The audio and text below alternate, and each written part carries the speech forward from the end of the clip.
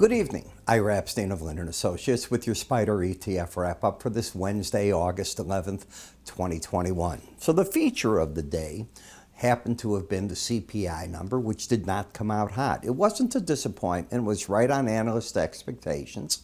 I think it's a little bit that it's going to be a little hotter next month because rent hadn't gone up much, and that's a big component of CPI, and it's a laggard. And from everything I'm seeing in the cities, I know in Chicago, rents have gone up. People are gobbling things up like that, and they're paying a lot of money.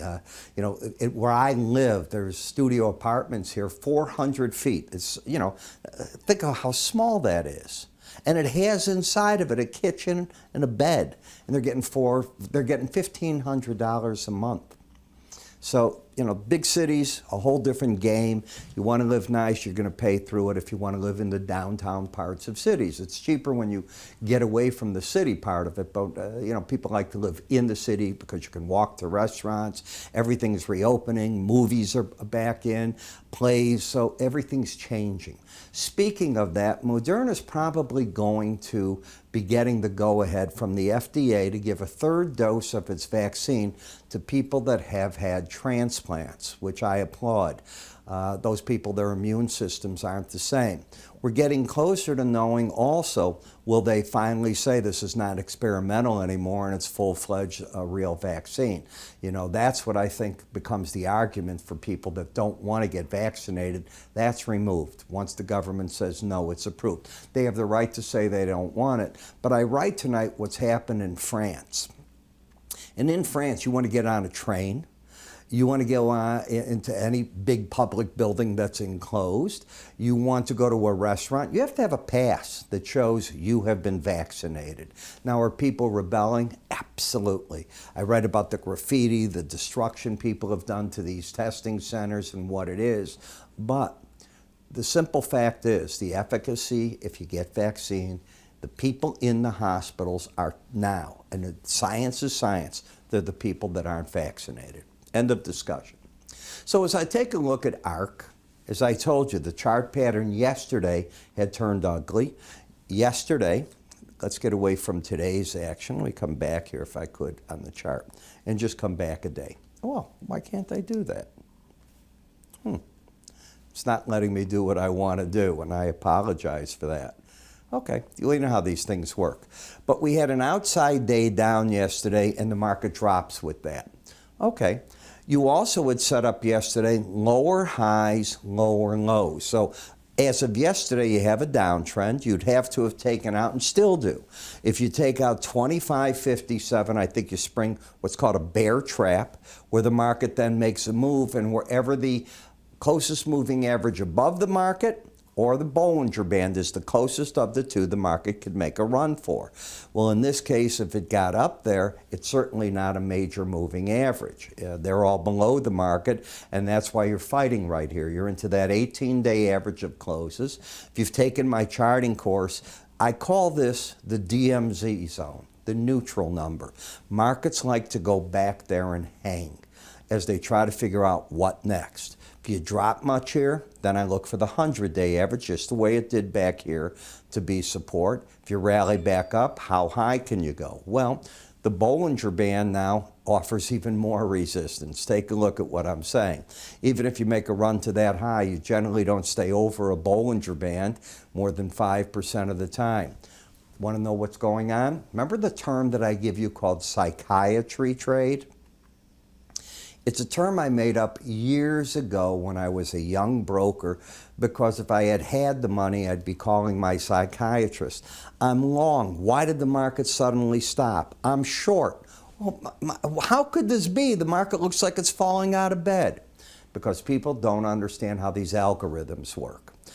And the beauty of the algorithm, it gives you an edge if you understand it. If you've taken my enhanced Bollinger Band course after, I hope that you've taken the real course, the whole thing starts coming together. Let's assume you break down. Next support's the 100-day average in the lower Bollinger Band. Do I think it'll fall apart through there? No. Could I be wrong? Of course. But that's what I think. When I take a look at the market with the slow stochastic, momentum down, trend down, bias down. So next support here and you know where I think the battleground is. In Apple, you're dead in the water. The market's got a downtrend in the sense of lower highs. If we come back to this low, let's just go there and look at it together. That low is 145.18. The low over here that you make, you'll see it, is 145.52. Why do I say we're dead in the water? At this point, at least, you have lower highs, higher lows, and the market, not me, the market has married itself to the 18-day average. Now, should you take out 145.52, you re-enter a bear trend. You'd have the lower high and then the lower low. I'd be looking for 143.47, but I think the market's doing something else. I think it's going sideways, and in that, it's building whatever it is, a top or a base. I don't know which at this point in time, but that's what I think it's doing. Probably waiting to get that announcement on the new iPhone in September, a guess. Pave running to the upside as the market continues to look right now at how the market's going up and challenging that upper Bollinger Band. Why? The infrastructure play. Did you look today in the stock market? The stocks that were making the move was certainly the Dow Jones Industrials up 200 points. Be it the metals, the steel companies, anything involved in infrastructure is getting a bid. Is anything going to happen right away? Probably not, although I want to stand here and say I'm proud of what the House of Representatives did. You know, it's not all the time that I give the politicians a kudo. They were going to go away until the early part of September on vacation. They are calling everybody back in a week or two to start working on the budget and start working on the second phase, well, actually both phases of the infrastructure bill. I came down on him. I think somebody's listening to me here because we as Americans, we don't care about their vacation time. Not at all. Give us what we voted for you to do, not your vacation time. I think you get plenty of vacations. Do your job. I work 12, 13 hours a day. I'm not saying they don't, but you don't go on vacation when you don't have a budget. The economy can shut down because of it, and you're going to do everything at the last hour. The opposite this time. Kudos. They're coming back to deal with it. XLI. Notice how you just got up here. Now, that's good. Everything with the industrial sector is on fire because we're hoping to get some of this done. I don't think the budget as it hit the House is going to pass. I think it's going to be trimmed down substantially, but there's nothing wrong with that vote-a-rama they had yesterday. Throw everything in it and let the House take stuff out of it. Again, politics. Every senator got to put an amendment of some type. It got voted on. If it made it through it, it's on it. Now in the House, they can throw it all out, but he can go out and say, vote for me. Look what I did. That's how it works. Higher lows, higher highs embedded. I like this market. It's pulled back, but I think the pros are buying this market, and I think they're still looking for 203.35. When I look at PODX, okay, unless you take out 1110, I think the market's trying to make a stand and get back up to 1198. Please understand this other part. You're also in this sideways nonsense action. It's very difficult.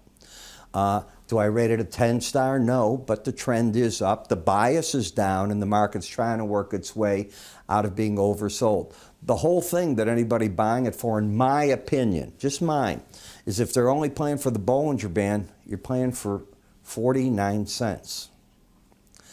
In ESGU, another market that doesn't have big moves, but it's embedded. So I think the pros are buying, looking for 102.82, you're 101.81, about another dollar higher.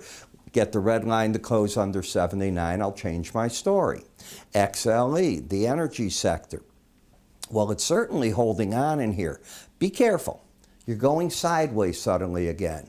I don't understand President Biden's program of all of a sudden calling on OPEC Plus to increase oil production. I don't know where I went to school. If they're going to increase it, isn't that throwing the carbons and everything in the air? So why don't we increase it if he's telling them to increase the production and keep the business here for the gasoline that he's talking about and crying at $5 a gallon in some spots? We stopped the pipeline from Canada. We've stopped other drilling areas. We were at 13 million barrels a day. We're down to 11.3 million barrels a day.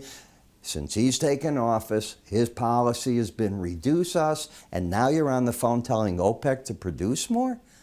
I don't get it. Forget politics. That's not what I'm saying. I don't get it is what I am saying. Higher lows, higher highs, fully embedded. Until this is lost, the red line, I think the pros are buying these breaks, looking for the upper Bollinger Band. Now, there is another set of numbers they can look for. Some of these markets have a very good habit of not hitting the Bollinger Band. You have to recognize that. There's something called a window envelope. And a window envelope, unlike a Bollinger Band, runs exactly parallel to the 18-day average of closes. Every analyst has different ways of putting them on. Rick Santelli likes them, and I know he uses a certain standard deviation.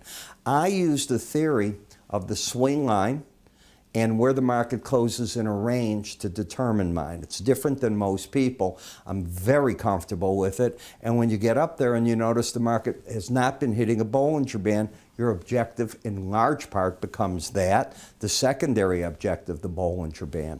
I cover that every morning in my morning subscriber video, and subscribers to that, I believe, get those numbers. They're right at the bottom of the charts, right on the screen. I know one of the things we're going to do is we're going to make it available on our website too. You see it anyways. Why don't I make your life easy with it? Gold. 3 days in a row you had under the Bollinger Band. Okay, what are the odds of staying under it another day? Let me give you my theory. You decide.